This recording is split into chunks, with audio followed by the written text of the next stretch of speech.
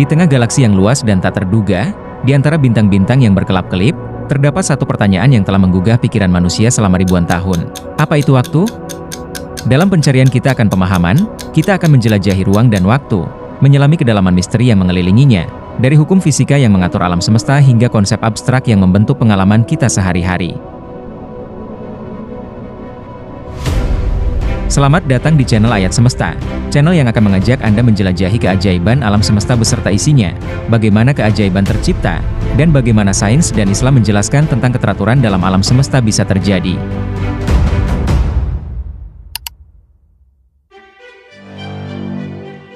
Perjalanan kita dimulai ribuan tahun yang lalu, di mana para filsuf pertama kali berusaha memahami esensi waktu.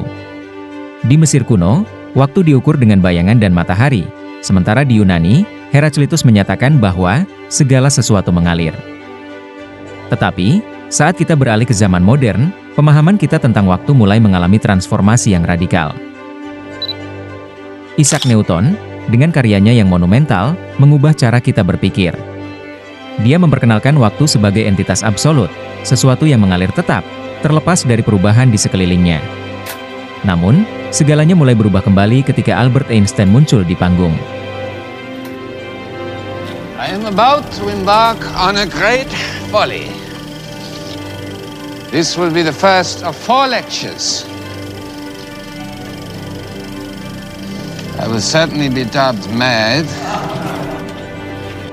Dengan teori relativitasnya, Einstein menggambarkan waktu bukan sebagai sebuah garis lurus, tetapi sebagai bagian dari ruang waktu, di mana keduanya saling terkait dan dipengaruhi oleh massa dan energi.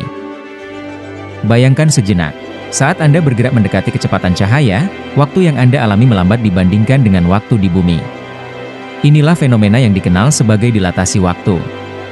Konsep ini merupakan salah satu pilar utama dari teori relativitas khusus Einstein, yang menyatakan bahwa kecepatan mengubah persepsi waktu. Untuk memberikan gambaran yang lebih jelas, bayangkan 2 saudara kembar. Salah satu dari mereka terbang ke luar angkasa dengan pesawat yang mendekati kecepatan cahaya, sementara yang lainnya tetap tinggal di bumi. Ketika saudara yang berada di luar angkasa kembali, dia akan mendapati bahwa dia lebih muda daripada saudaranya yang ada di bumi. Fenomena ini bukan hanya teori. Penelitian dengan jam atom dalam pesawat terbang telah menunjukkan bahwa waktu tidak hanya sebuah ukuran, ia adalah pengalaman yang berbeda bagi setiap individu. Para ilmuwan kini menggunakan teknologi canggih untuk mengukur pergeseran waktu ini dengan presisi tinggi, membawa kita lebih dekat untuk memahami bagaimana waktu berfungsi dalam realitas fisik. Saat kita menyelami lebih dalam, kita mulai merasakan bagaimana hukum fisika yang mengatur alam semesta dapat menciptakan pergeseran dalam pemahaman kita tentang waktu.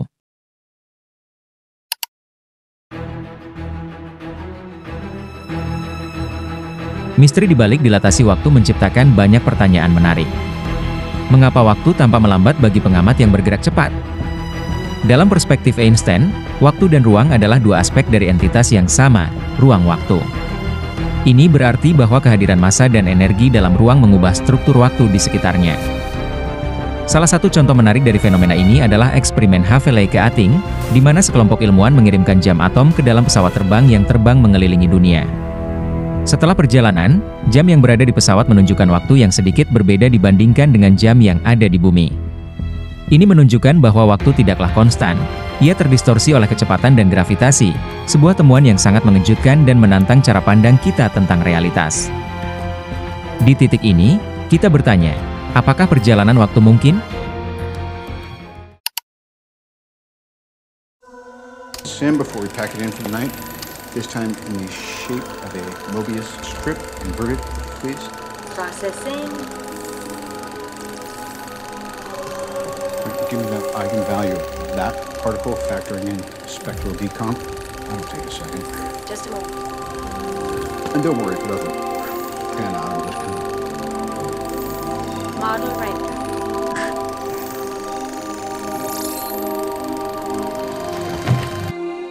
Konsep perjalanan waktu selalu menjadi subjek fiksi ilmiah.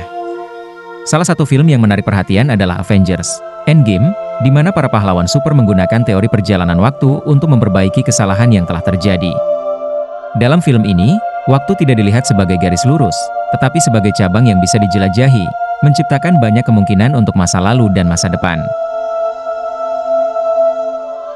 Dalam film Avengers Endgame, Perjalanan waktu dijelaskan melalui konsep quantum realm yang memberikan kemungkinan untuk kembali ke peristiwa-peristiwa di masa lalu dengan cara yang unik.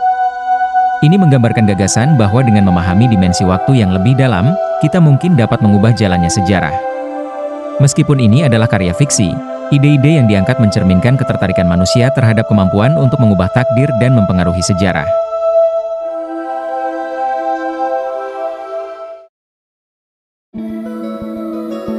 Dalam dunia yang lebih kecil, di tingkat kuantum, waktu menunjukkan sifat-sifat yang lebih misterius.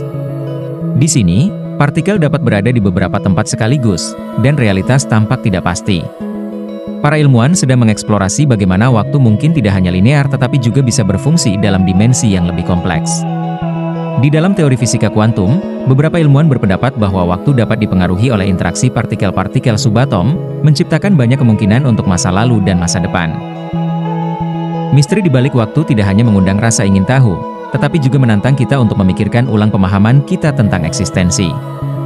Dengan setiap penemuan baru, kita mendekati pemahaman yang lebih dalam mengenai bagaimana waktu mempengaruhi setiap aspek dari kehidupan kita. Lalu bagaimana Islam memandang waktu?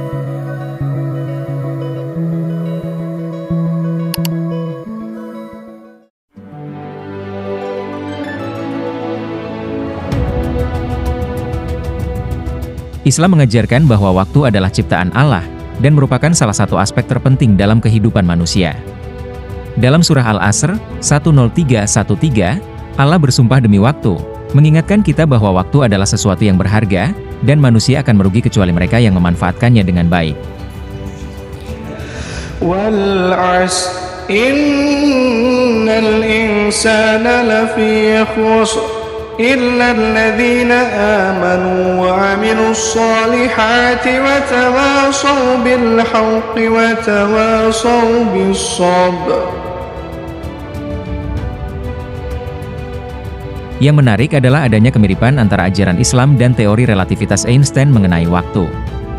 Dalam surah Al-Ma'arij 74, disebutkan bahwa satu hari di sisi Allah setara dengan 50.000 tahun di dunia. Ini menunjukkan bahwa waktu di dunia berbeda dengan waktu di dimensi lain. Para malaikat dan Jibril naik, menghadap kepada Tuhan dalam sehari yang kadarnya 50.000 tahun.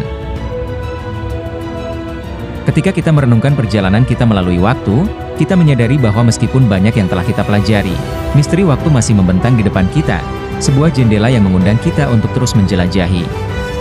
Waktu bukan hanya sebuah angka pada jam, ia adalah bagian dari kisah manusia, sebuah konsep yang membentuk kehidupan kita, yang merangkai setiap pengalaman yang kita jalani. Dalam perjalanan kita hari ini, kita melihat bagaimana konsep waktu dijelaskan baik oleh sains modern maupun oleh ajaran Islam. Dari dilatasi waktu Einstein hingga penjelasan Al-Quran tentang waktu yang berbeda di dimensi ilahi, kita menyadari bahwa waktu adalah lebih dari sekadar penanda detik. Ia adalah misteri besar yang mengundang kita untuk merenung dan terus menjelajahi. Terima kasih telah mengikuti perjalanan ini bersama kami. Jangan lupa untuk subscribe, like, dan aktifkan notifikasi agar Anda tidak ketinggalan episode berikutnya di channel Ayat Semesta. Mari kita terus mengungkap misteri alam semesta ini bersama-sama.